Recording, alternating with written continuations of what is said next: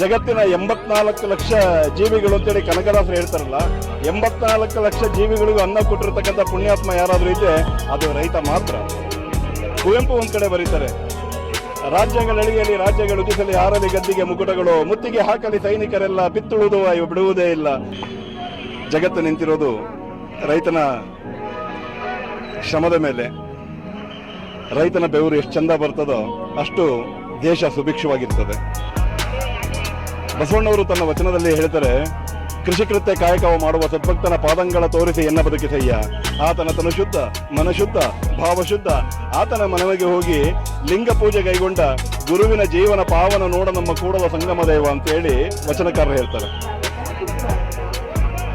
ಅಂದ್ರೆ ರೈತಾಪಿತನ ಅಂದ್ರೆ ಅಷ್ಟು ಶ್ರೇಷ್ಠವಾದದ್ದು. ಜಗತ್ತಿನ 84 ಲಕ್ಷ ಜೀವಿಗಳು ಅಂತೇಳಿ ಕನಕದಾಸರು ಹೇಳ್ತಾರಲ್ಲ, 84 ಲಕ್ಷ ಜೀವಿಗಳಿಗೂ ಅನ್ನ ಕೊಟ್ಟಿರ್ತಕ್ಕಂಥ ಪುಣ್ಯಾತ್ಮ ಯಾರಾದ್ರೂ ಇದ್ರೆ ಅದು ರೈತ ಮಾತ್ರ. ಕುವೆಂಪು ಒಂದ್ ಕಡೆ ಬರೀತಾರೆ, ರಾಜ್ಯಗಳಳಿಯಲಿ ರಾಜ್ಯಗಳು ಉದಿಸಲಿ ಹಾರಲಿ ಗದ್ದಿಗೆ ಮುಕುಟಗಳು, ಮುತ್ತಿಗೆ ಹಾಕಲಿ ಸೈನಿಕರೆಲ್ಲ, ಬಿತ್ತುವುದು ಬಿಡುವುದೇ ಇಲ್ಲ. ನೇಗಿಲ ಕುಳದೊಳಗಡಗಿದೆ ಕರ್ಮ, ನೇಗಿಲ ಮೇಲೆಯೇ ನಿಂತಿದೆ ಧರ್ಮ ಅಂತೇಳಿ ಕುವೆಂಪುರವರು ಬರೀತಾರೆ. ಅಂದ್ರೆ